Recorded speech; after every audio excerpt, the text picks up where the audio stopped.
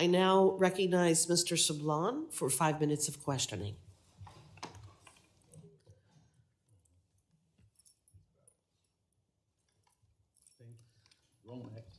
Thank you.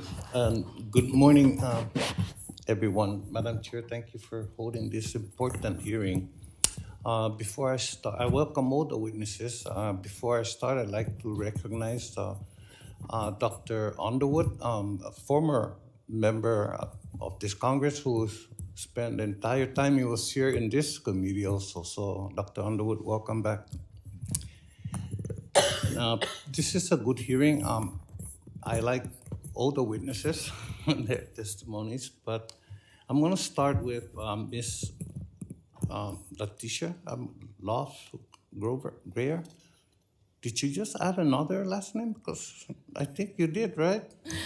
It has been updated. It was Latesha Love for a while. Okay, all right, congratulations then. But, thank you for GAO's work producing this report and many other reports that have been very useful to me and my time here. But this report was important also. We all know that data policymakers can take for granted the states often does not exist for the data granted the states have does not exist for the territories. And the question is often why? Why don't we have that data also for the territories? And in your report, it says it is because of our small populations, one of them, right? A larger percentage of the population, for example, has to be sampled in the territories versus the states to get the same statistical margin of error.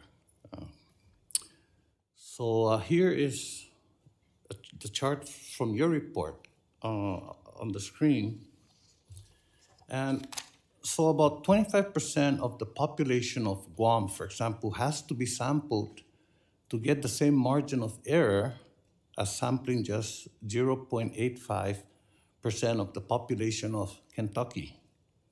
Now that seems like a big difference, So help me here with the math. 25% of Guam's population is 38,000. 0.85% of Kentucky's population is 38,000. So in your example, the sample size for Guam is the same as the sample size for Kentucky, 38,000. So wouldn't the cost of collecting data be about the same? That's a great question, and thank you for it. One of the things that we wanted to highlight here is it's about the cost per capita. So the cost relative to the size of the territory or the state. When there's a smaller population and you have to sample a larger percentage of it for the same level of precision, the cost per person is higher than it is. So the cost overall and the number of individuals that you sample overall might be the same, but relative to the size of the entire population, there's a higher cost per person. Okay. And I do want to clarify that in our report, we wanted to highlight that this is one of the challenges that we heard from statistical agencies, and but it's not a challenge that we think should necessarily stop you from collecting the data. And currently what many agencies do is collect a smaller sample, which leads to less precision. I need to move on, but thank you again, and hopefully we can continue to work on this issue. And Ms. Braybrooks, welcome. In your testimony, you stated, for example, the territory's lack of local capacity should not be a reason to exclude them from service. The federal government's reliance on OIA for technical assistance is not sustainable or sufficient, as it unduly places the burden on territories to solve data deficiencies themselves. I'm running out of time. Population and land area. Thank you, I agree with all of that, but GAO also reports that the insular areas have access to TAP money, TAP money, and suggests that the money could be used to improve federal data collection. So GAO says that nearly $62 million in TAP was provided from fiscal year 2019 to 2023. That sounds like a lot, 62 million divided by 5 years. Oh, and divided among the 4 territories and some federal agencies too, I'd say about 3 million on average for each territory, except that I know the Northern Marianas got about half of that this year.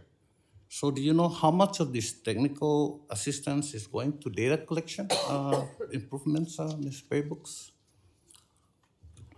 So on average, it's about 1 to 2 million out of a pot All right. of 22 Not million. much, right? Not much. But that's with competing priorities. Not much. But so these are technical assistance grants can be used for a wide range of purposes, right? They compete, and collecting data may not be the highest priority for the insular areas. Earlier this month, grants were awarded for fluoroscopy equipment for our hospital in the Marianas and for improving tax collections. Ms. Braybrooks, would you say paying for data the federal government collects in the states should be a higher priority for the territories than taking care of the people's health or making sure our government is solvent? That's a rhetorical question, really.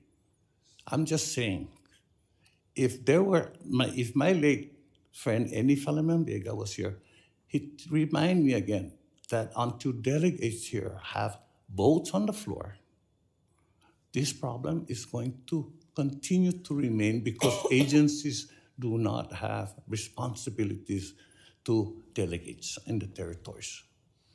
Let's make that go away, please. Thank you. Thank you, Madam Chair. Wow. Thank you. The chair now recognizes